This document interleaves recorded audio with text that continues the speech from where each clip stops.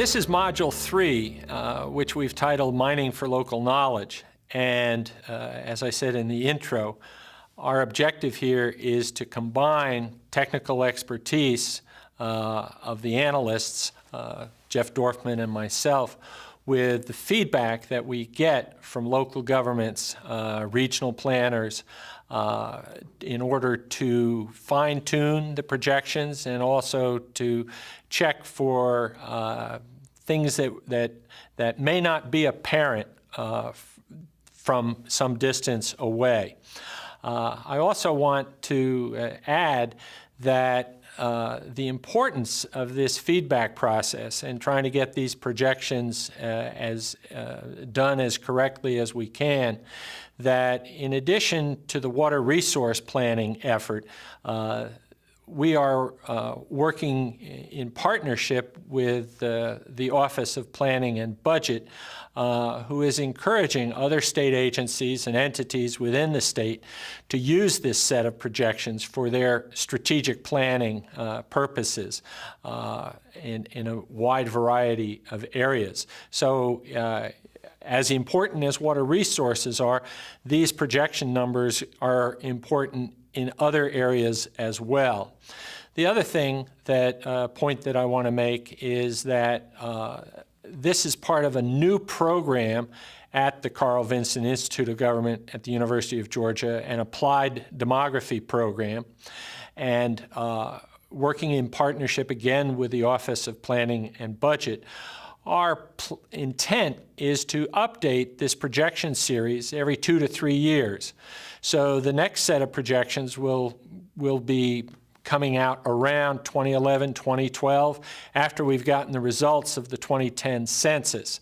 And we can update the projections. We can check how we're doing with our assumptions, those projects that we assumed were coming online. Have there been substantial changes that we want to take into account? So this is not just one shot and that's it. This is not just water resources, as important as that is. And therefore, what we want to do is to promote and develop this dialogue between those of us at the university and in state government who are analysts working with the models and the data, and the planners and government officials who are on the ground and in touch with what's going on and what is in the pipeline.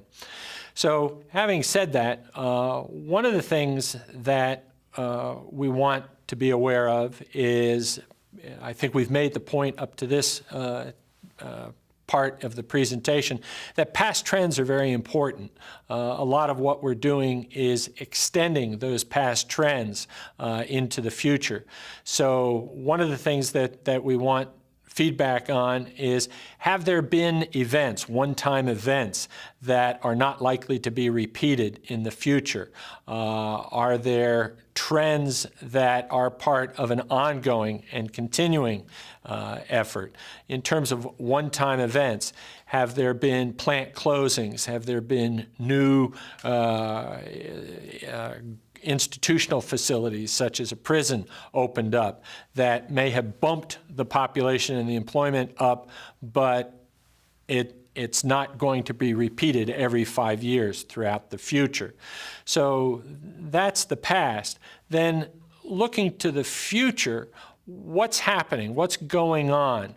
One example for the demographic component of the projection that we've received feedback from some of the regional planning, for example, is an industry that was recruiting and drawing Hispanic immigrants into the area from Mexico and abroad to work in the mills, that with a slowdown in employment in that sector, people are recognizing already, long before the official statistics are catching this, are recognizing already not only a slowdown in the immigration of folks to work in that area, but that they are returning, either returning to the country from that they came from, or moving on to other parts of the United States where they may perceive that the employment opportunities are better. Getting that kind of feedback to make sure that we're current, especially because immigration from abroad and growth of the Hispanic population has been at a very high rate of growth. We don't want to be continuing to project that high rate of growth if we have good local knowledge that it has either cooled off or has reversed. We want to at least take that into account as we look forward. Now, Jeff Dorfman is going to talk about the kind of feedback that he finds is going to find most useful in terms of looking at the employment projections. I'm now going to give you two examples of the sort of big one-time events that might be happening in your community that we're hoping to have you tell us about as part of this feedback process. The first example is Fort Benning. As part of the Base Realignment and Closure Commission, the Armour Center and School is moving from Fort Knox, Kentucky to Fort Benning. This will be used to create a new maneuver center for excellence. This anticipated growth to Fort Benning's operations and the community that surrounds it could mean as many as 10,000 new jobs, as well as lots of new construction. So that would be something that our data wouldn't show us was coming in the future, but if we hadn't caught it ourselves from news reports, we definitely need to hear from you about things like that. A second example, in Twiggs County, Academy Sports opened a new warehouse and distribution facility recently. Now, they started construction in 2007, but the warehouse and distribution jobs didn't show up until the warehouse opened in 2009. So that's an example where a community would have known for about a year and a half that 200 new jobs were coming, but again, the data would have missed them. So if you have a new facility, factory, anything like that open in your community and you know about how many jobs, when it's coming online, we're hoping that you will send that information to us as part of this feedback process.